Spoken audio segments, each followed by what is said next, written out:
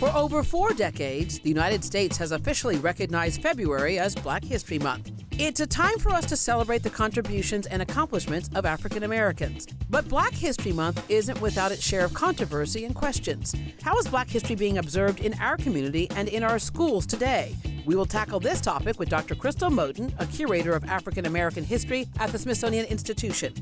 Marcel McClinton, a recent high school grad who ran for Houston City Council. Warren Broadnax is CEO of She's Happy Hair, and Marcus Davis is the owner of multiple Houston restaurants and the host of Fish, Grits, and Politics. I'm Deborah Duncan, host of KHOU's Great Day Houston, and these are Cultural Conversations.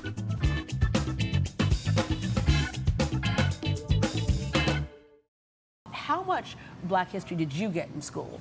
Yeah, so I was saying earlier, how much do you think we're being taught in school about Black history? Not much at all. I remember learning about Martin Luther King a bit. I think we read, Malcolm X's name and never really dove into our history. I learned more about Black history from my dad sending me articles than at school. Yeah, and I figured out I had to supplement my son's sense of history. You have a PhD in history. Well, how much did you get growing up, though? Well, and I think my experience may be much more of an anomaly. I grew up in the 1990s, the resurgence of Afrocentrism on the south side of Chicago, and I went to an elementary school that, the teachers were Afrocentric. So I grew up talking about the Nguzo Saba, talking about Kwanzaa. The extracurricular activities I participated in were related to Black poetry. And so I was in an environment where I was immersed in Black history, and it was also a part of what the teacher's prerogative was. And so I don't think my experience was widespread. Yeah, exactly.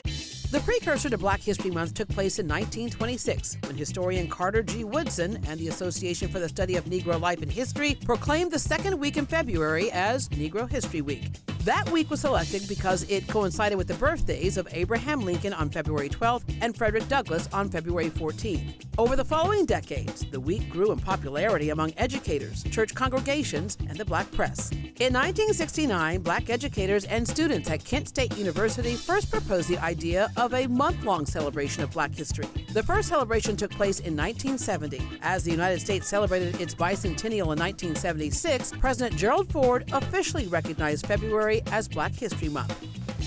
My parents assumed I was getting it, and I mentioned before, they passed away in their 90s, so they were in the one-room schoolhouse off in the country, where they had a teacher who said, you need to understand this, because you need to understand what greatness you come from, and that this country, you have every right to be here and to prosper here. All right, what did you learn growing up? I think I learned, a few chapters about the Civil Rights Movement, like maybe one sentence, like he said, about Malcolm X, Rosa Parks, and that was it. Yeah. I think that was about all of my schooling. I purposely had to go pursue. What did I learn? I learned the same thing over and over again. The same cards from the 5th grade to the 6th grade to the 7th grade were the same cards. Yeah, but I learned Dr. King's speech. I was the kid that my dad paraded around, and I did speeches at all the little churches, all the little libraries, and all that kind of good stuff. But I didn't learn Dr. King, right? I didn't learn the real guy. I learned the commercial guy, but not the one that talked about the Operation Breadbasket guy, right? To understand our history, sometimes people don't think it's that important, but it is a foundation, whether it's conscious or subconscious. Yeah, and it's really important because what I appreciate about my education was that, yes, we learned about slavery, but we didn't stop at slavery, right?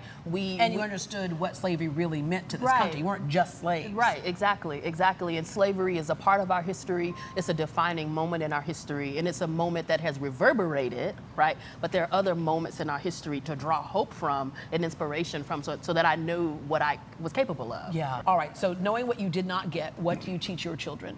I purposely teach my children about the greatness that they possess. My 2 boys, I have 3 boys. I have a 16-year-old, I have an 11-year-old, and a 3-year-old. My 2 older boys, every weekend, they have to do 3 reports on 3 great African Americans. I do that to expand their knowledge. I know when I grew up, I thought to make money being African American, I either had to play sports or basically rap. I didn't know of great scientists. I didn't know of great inventors. I just didn't know about them. Yeah, you're an entrepreneur. You have She's Happy Hair, and you're also a crafter. Look at this jacket right here. You didn't buy this in the store this way. No, I created this. I'm gonna get him for one. Yeah, right. This is so cool. You have all kinds of things and symbols on here.